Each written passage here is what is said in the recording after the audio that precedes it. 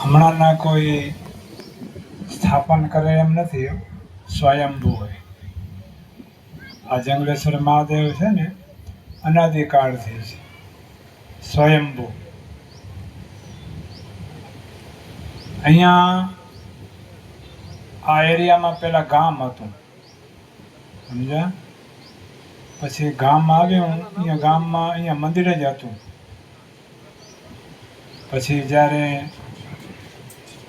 કાળાંતરે અહીંયા પછી એમ કે ધરતીકંપ આવ્યો ને, મંદિર દટાઈ ગયું અહીંયા. અને આ શ્રી જંગલેશ્વર મહાદેવ છે, આ બધા ભેડિયાવાળા અહીંયા કચરો નાખતા, સમજે ને?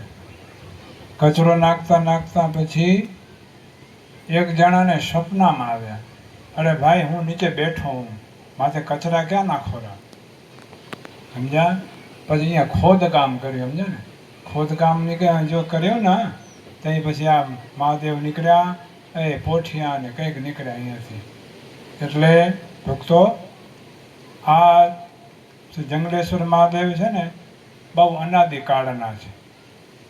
અને મેં એવો થોડો ઇતિહાસ સાંભળ્યો હતો કે આદિ શંકરાચાર્ય અને અહીંયા સ્થાપના કરેલી. આદિ શંકરાચાર્ય એ અહીંયા સ્થાપના કરેલી. અને એવા મહાપુરુષોએ આવા મહાદેવની સ્થાપના કરી હોય ને, એમાં દૈવત ઓછું ન હોય.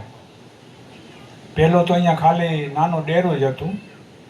જ્યારે સ્વયંભૂ અંદરથી જ્યારે પ્રગટ થયા ત્યારે બાજુમાં બે એમ ગજિયા રાખીને માથે ખાલી શિલા રાખેલી, નાનું જ હતું ડેરું.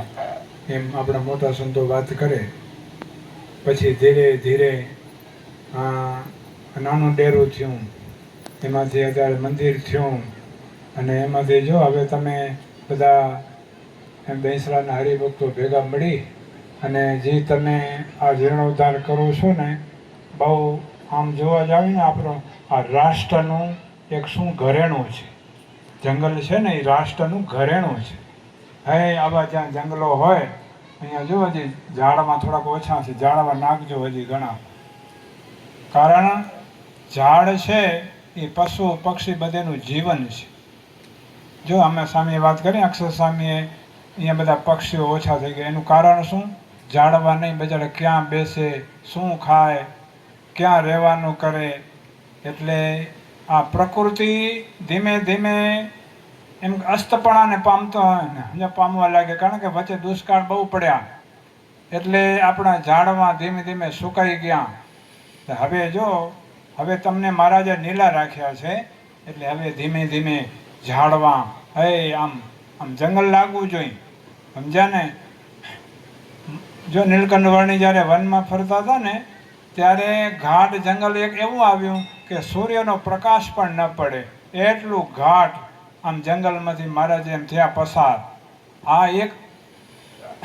આ છે ને એક શું હવે પૃથ્વીની પ્રકૃતિ છે. અને જ્યારે ઝાડ પાડ બધું અહીંયા હોય એટલે બધાને એનો આશરો મળે, પશુને પક્ષીને. અને વટુ માર્ગે અહીંયાથી જતા હોવ તો એને જરા બે ઘડી આરામ કરવો હોય, ઝાડ હોય ને તો જરાક વિશ્રામ મળે. એટલે જો તમે બધા દહીંસરા